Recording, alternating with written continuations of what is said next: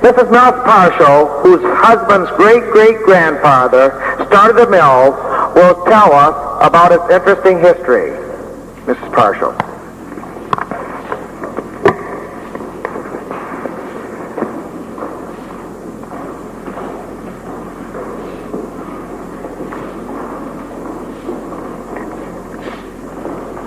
Thank you, Mr. Braun. Okay.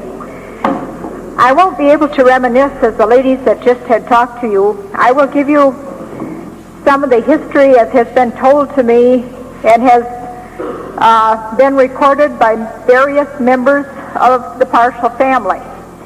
James Parshall came to the New World from England in about the year of 1675. Israel Parshall was the sixth generation of the descendants of James Parshall, and he was the son of Asa and Susanna Parshall, and the 10th member of a family of 17.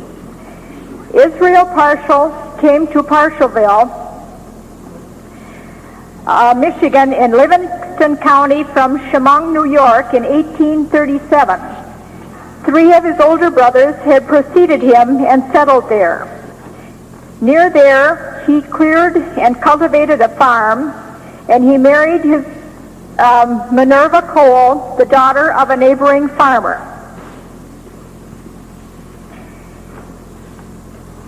After about 10 years, he went into partnership with his brother Isaac in the operation of a flour mill in the village of Parshallville. With the desire to be in business for himself and feeling that he knew the milling business well enough to construct and operate his own mill, Israel Parshall set out in search of a Michigan stream that could be adapted for that purpose. In the fall of 1854, he had decided upon the present location of the Parshallburg Mill. He secured the water power rights to dam the stream, and now I lost my place. How about that?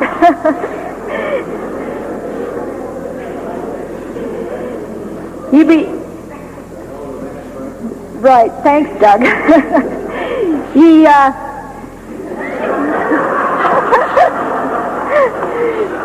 He secured the water rights to dam the stream and purchased large tracts of land surrounding this location and was given the titles in grants signed by President Franklin Pierce in February of 1855.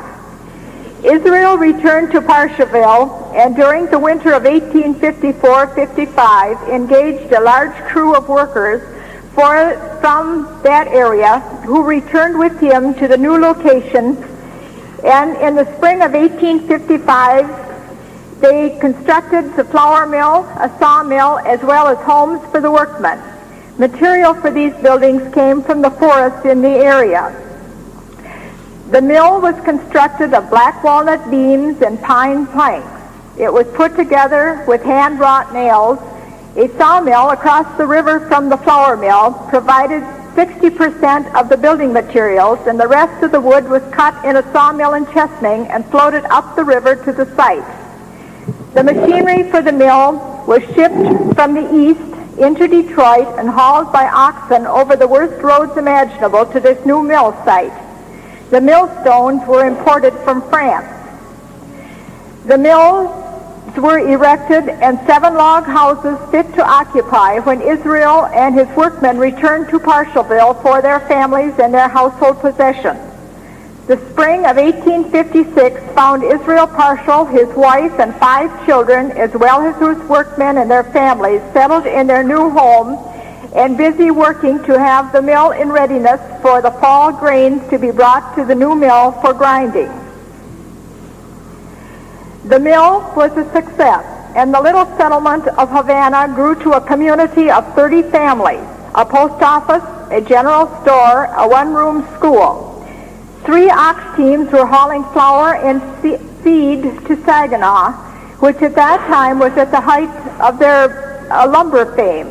Up until this time, people from this area had to go to Corunna for flour. When the railroad came into being, Parshall tried to get the mill or the railroad to come through Havana, but instead it was put through Oakley. Havana later became a ghost town, and since 1916 has been known as Parshallburg on the maps. In August of 1865, Israel Parshall was killed in a hunting accident.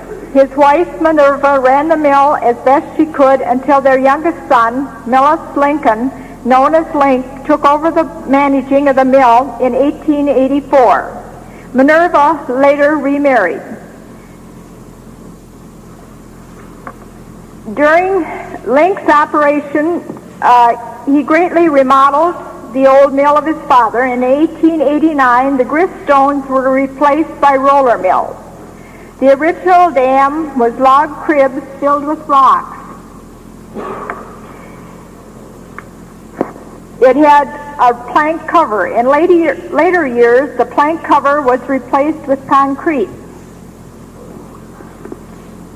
The picture here is Link Parshall. Periodically, the dam had to be repaired, and this was done when the water was low, or a cofferdam had to be built to hold back the water while repairs were being made. Along the bottom of the dam was an apron which kept the water from undermining the dam. For lack of this tension, the dam has disintegrated. In the late 1920s, Millis Vincent Parshall, my father-in-law, took over the operation of the mill. He was the third generation of Parshalls to run the mill. The brand of flour produced was known as Legal Tender. Their ads read, "Get the best, forget the rest, buy Legal Tender flour." There was Legal Tender pastry flour, buckwheat, whole wheat, rye flour, as well as Paul Bunyan pancake flour.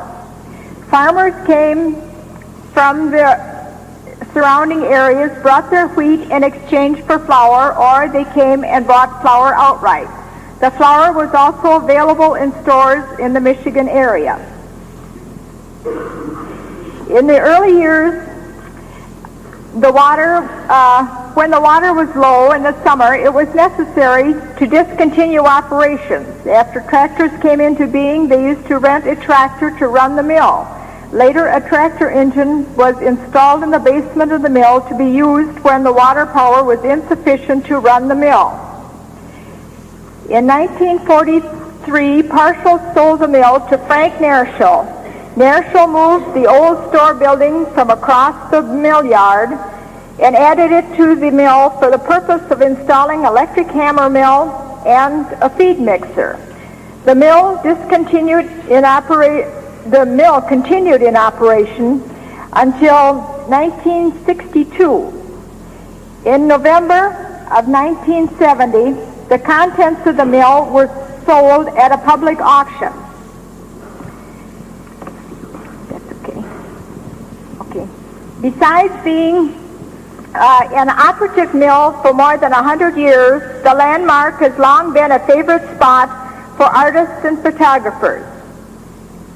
This sketch was made by H. Reichert and appeared in Reichert's Michigan Sketchbook Calendar in 1968, and it is also one of the 6 historical scenes on scenic notepaper by Heritage House of Charlevoix.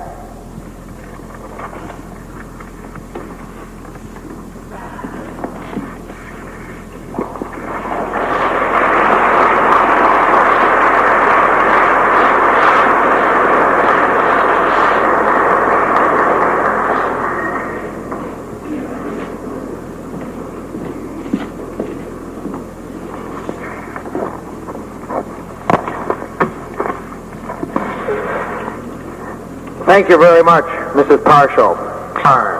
Mrs. Doug P.